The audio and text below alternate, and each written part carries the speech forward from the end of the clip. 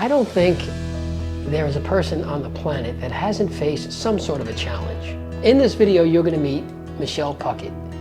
She's been through an incredible amount of challenges, and still, every day, she's thankful for all the opportunities she has, and also thankful to God.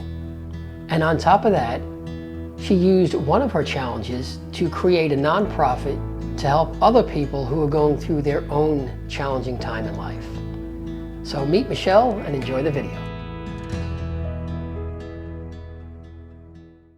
All right, so you nervous? There's always a little bit. Nothing to be nervous about, nothing at all. All right, are you ready? 1, 2, 3. All right. Peach Snapple, peach tea. Ah, that's right, non-alcoholic, which is pretty rare for me. Normally I would be topping this off with, honestly, with a little bit of vodka, but I didn't go to the gym this morning, so after this I'm going to the gym, so I can't drink. I'll make up for it later. It's okay, it tastes great. I love peach. Oh, that is good. Yeah. And that's sugar-free. All right, I am here with Michelle Puckett. Name of your company? It's Designer Diva Resale and Blooming Butterflies. Okay, so Designer Diva Resale is now a nonprofit, and this is our 17th year to be in business. We help the women be able to afford designer clothing and shoes, purses, hats, at a fraction of the price. Most of the time it's like 90% off of retail prices. 90%, and give me some of the names, some of the big names that you sell. Prada, Scotta, Louis Vuitton, Gucci. Ladies, you hearing this? Lululemon, Lily Pulitzer. And I'm going to put your location and everything at the bottom of the video. 17 years, how many times have you moved in 17 years? Because that's a story in itself, which we'll get to, but how many times do you think you've moved? Let's see, 1, 2, 3. This is our 4th move. Wow. Wow. Yeah, wow is right. Wow. Designer Diva, and let's talk a little bit about the butterfly. Okay. Blooming So Blooming Butterflies is a nonprofit, and it's been in existence since 2010. Sorry, it's been in existence since 2010. Yeah. And we help 12 individually owned homes that have battered women and children. And when I say individually owned homes, it's widows or women who, do not have a significant other in their life, and they've opened their homes up to these women to shelter them and to help them get back into the world. And at the same time, I teach them how to help raise the endangered monarch butterflies. So we go over there and I help teach them how to build the raised beds, migration huts, how to hatch the monarchs, and because monarchs are very important in our food source. They're our second pollinators. Honeybees are our first, and monarchs are second. Really? And both of them are endangered. And people need to really be aware that we lose these pollinators, we lose a lot of food. Yeah. So. What is the connection, though, between the butterflies? How did you connect that with the butterflies and then with to help these women? Well, my son was, the inspiration behind the Blooming Butterflies. And to me, when you watch a monarch hatch from its chrysalis, it's like a woman giving birth to a baby. It comes out head first and has to grab the chrysalis, and it's a really big body, and the wings are tiny, tiny. And right before your eyes, you'll see the wings just grow. And they can't touch anything until they dry, or they won't be able to fly. It'll mess up the veins in the wings. And it's just a miraculous viewing of how a monarch gives birth out of its chrysalis. I call it giving birth. So it's a new life, and these ladies and children are starting over with a new life.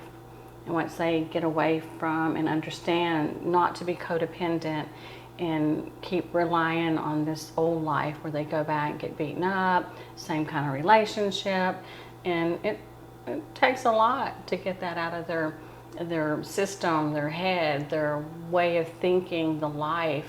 It's kind of like a curse. You have to break the curse. 100% of the donations go to Blooming Butterflies.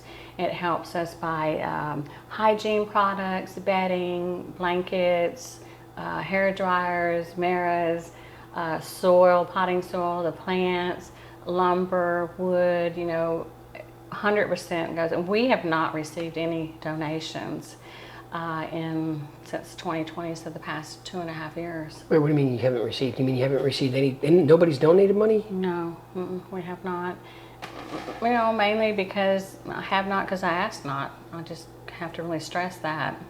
I haven't been able to ask and get some donations in, and so we really need donations. But you're still doing the butterflies, even though you haven't gotten money come in from it. You're still using your own money to do the, wow. And how do you find time? Because you're running a business, a store, retail store. Yes. And I think you do your own marketing, because I see all your stuff on Facebook. I get your emails. I do all my own marketing, all my own websites. There's not any money in the budget to do all that. So how do you find time to do all that, and then on top of that, do the whole butterfly thing? Well, Rob, I go straight to work. I live 2 streets behind the store, and I come straight home, and then on Sundays and some Mondays I deliver items to the shelters. I take care of the plants every evening. I probably have about 500 milkweed plants in my yard, where I have been renting a home for 7 years. Wow. And that's one thing we're looking to do, is find at least 10 acres. And so we can build the greenhouses and Blooming Butterflies enchanted gardens. Oh, wow. And it'll give such a peace, and some of the battered women will be able to come and work and work in the nursery, so we can sell the plants and have a peaceful place for people to come, ladies to relax, and let's talk it out, and let's help each other. Yeah. So that's our goal. And then I'll have a little house back in the back there, so everything will be in one spot on 10 acres of land. Oh, nice. All right, so Michelle, we got to get to your story, though, because this is all part of your story. But besides doing all this, besides dealing with the retail store, if your retail store was doing great, like no problems, you're in the location, you're doing good, but you're dealing with the problems of running a business. Mm. But you're dealing with problems on top of problems. Again, you're taking lemons, making lemonade. You're at your 3rd, 4th location now? 4th location. So you're closed for 10 months. You're in that location, never able to open, and you went through all of your money and even your retirement money because you wanted to make sure the ladies that are working for you are getting money because they have families. So you really are putting other people first. Well, see, I couldn't do that to them. They've always been by my side, and I couldn't get, the loans. Everybody was getting the PPL, the SBA loans, because I don't have salaried or W-4 employees. Yeah. Because they're volunteers, and then they're paid at a certain amount that we can actually allow them to get paid, just to help them out. It's like a volunteer donation that we do, and because they don't really have other places to go and work, and that's why they've been there that long. I mean, some of them were homeless, just didn't have any money whatsoever. We get them set up on all kind of benefits to help them out. Okay, wait a minute. We have to stop here because you're going to have to explain how are these women finding you. We're going to do that in the next section. Okay. How are these women finding you? You talked about God being a big part of your life. And I need to understand how it is you're dealing with all of this pressure. Incredible, and you seem so relaxed. I was telling her before the video, I can't imagine you yelling, but now I don't understand how you're not yelling. We'll talk about that. Okay.